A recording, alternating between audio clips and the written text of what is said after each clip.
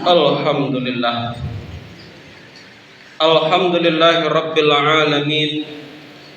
Nahmaduhu wa nasta'inuhu wa nastaghfiruh. Wa na'udzu billahi min sururi anfusina wa min sayyiati a'malina. May yahdihillahu fala mudhillalah wa may yudlil fala hadiyalah. Asyhadu an la ilaha illallah wahdahu la syarikalah wa asyhadu anna Muhammadan abduhu wa rasuluh. Allahumma shalli ala sayyidina Muhammad wa ala alihi wa sahbihi wa mawalah, amma ba'du. Fa ya ayyuhal muslimun, inni usikum wa nafsi bi taqwallah. Ittaqullah haqqa tuqatih wa la tamutunna illa wa antum muslimun. Faqala Allah Ta'ala fil Qur'anil Karim, a'udzu billahi minasy syaithanir rajim. Bismillahirrahmanirrahim. Laqad khalaqnal insana fi kabad. Shadaqallahul azim. Kaum muslimin sidang jamaah Jumat rahimakumullah, bersyukur kepada Allah Subhanahu wa taala dengan mengucapkan alhamdulillahi rabbil alamin. Berselawat kepada Rasulullah sallallahu alaihi wasallam dengan lafaz doa, Allahumma shalli ala sayyidina Muhammad wa ala ali sayyidina Muhammad. Kaum muslimin yang berbahagia, khatib tidak bosan-bosannya mengajak diri ini dan segenap jamaah Jumat. Marilah kita bersama-sama meningkatkan kualitas iman dan takwa kita kepada Allah. Takwa dalam artian al-imtisalu awamirillah wa jitinabun nawahi, menjunjung tinggi perintah-perintah Allah dan menjauhi apa yang dilarang oleh Allah Subhanahu wa taala. Kaum muslimin sidang jamaah Jumat rahimakumullah, ada 3 renungan kehidupan. Di dalam kehidupan ini ada 3 renungan yang harus kita ingat selalu.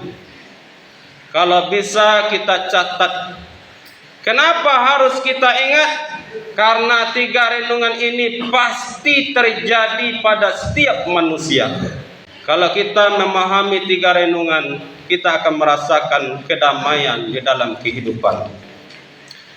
Yang pertama, la salamata min kalamin nas. Kita tidak mungkin selamat dari omongan orang lain. Artinya apa kaum muslimin? Selagi kita hidup di atas dunia ini, kita tidak terlepas dari omongan orang lain, pembicaraan orang lain. Kebaikan apapun yang kita kerjakan, pasti ada yang suka, ada yang tidak suka. Pro dan kontra itu pasti ada. Apapun yang kita lakukan, jangankan kita kaum muslimin, Nabi Muhammad adalah makhluk yang paling mulia. Apakah dia terlepas dari omongan orang lain? Tidak kaum muslimin.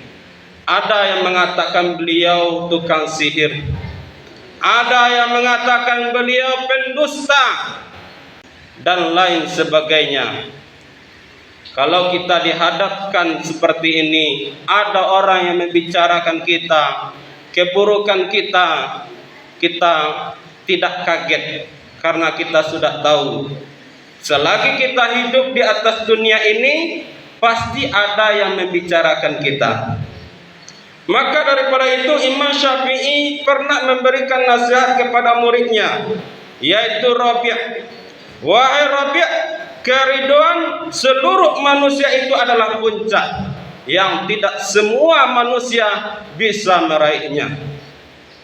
Maka daripada itu lakukan kebaikan. Yang penting kita cari ridhonya Allah Subhanahu wa taala.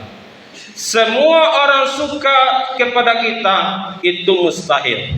Pasti ada yang suka, ada yang benci. Karena itu, kalau ada orang yang membicarakan kita, keburukan kita, jangan terlalu peduli.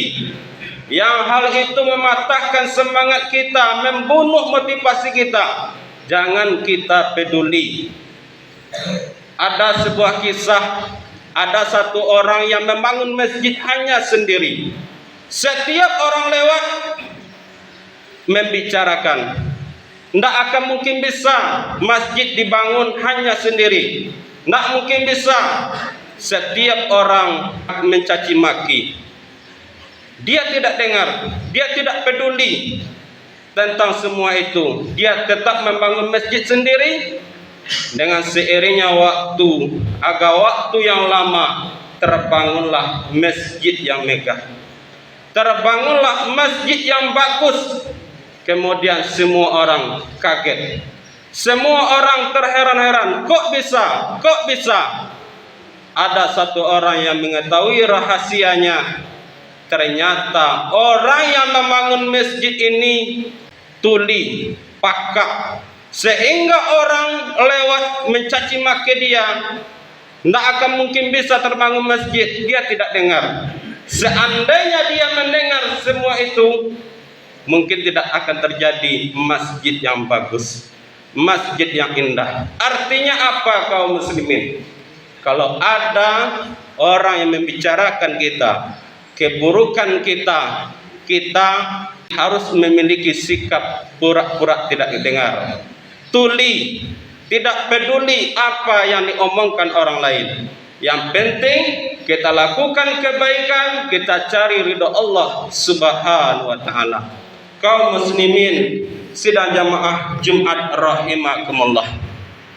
Yang kedua yang harus kita ingat, la rohata fid dunya, tidak ada ketenangan di dunia ini. Di dunia ini kaum muslimin, ketenangan hanyalah sementara. Kadang kita tenang, kemudian kita sedih, kemudian kita galau, dihadapkan dengan permasalahan-permasalahan kehidupan.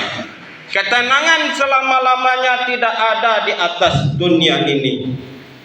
Allah Subhanahu wa taala berfirman di dalam Al-Qur'an, laqad khalaqnal insana fi kabad. Sungguh kami telah menciptakan manusia itu dalam susah payah. Mulai dari melahirkan payah, kemudian belajar makan, belajar minum, belajar berjalan, jatuh bangun, kemudian tumbuh besar, sekolah, dimarahi guru, dipukul guru, kemudian tumbuh besar lagi, punya tanggung jawab, punya istri, punya anak, dihadapkan permasalahan ekonomi sampai dia mati. Tidak ada ketenangan. Kapan dia merasakan ketenangan? Imam Ahmad bin Hanbal pernah ditanya, wahai Imam, kapan kita merasakan ketenangan sebenar-benarnya? Imam Ahmad bin Hanbal menjawab, kita akan merasakan ketenangan sebenar-benarnya ketika menginjakkan kaki pertama kali di dalam surga. Di dalam surga itu kita bahagia, tenang, tidak ada masalah. Apa yang kita inginkan langsung datang tanpa kita usahakan. Sebelum itu tidak ada kaum muslimin. Ketika kita berada di atas dunia, kadang tenang, kemudian tidak tenang. Paginya dia tenang, siangnya dia tidak tenang. Sorenya dia tenang, malamnya dia tidak tenang. Inilah dunia. Tidak ada ketenangan selama-lamanya. Ketenangan nanti ketika kita berada di dalam surga. Yang terakhir, yang harus kita ingat, yang harus kita renungkan, la najata minal maut. Kita tidak akan mungkin selamat daripada kematian. Semua kita pasti akan mati. Allah Subhanahu wa taala berfirman di dalam Al-Qur'an, "Kullu nafsin za'iqatul maut." Setiap yang bernyawa, setiap yang bernafas, setiap yang memiliki jiwa pasti akan merasakan kematian. Yang menjadi permasalahannya bukanlah kematian, akan tetapi maza ba'dal maut. Apa yang terjadi setelah kematian? Apa yang sudah kita persiapkan sebelum kematian itu datang kepada kita? Kalau kita yakin bahwa mati itu pasti datang, maka persiapkanlah amal kita. Lakukanlah kebaikan, perbanyak amal ibadah.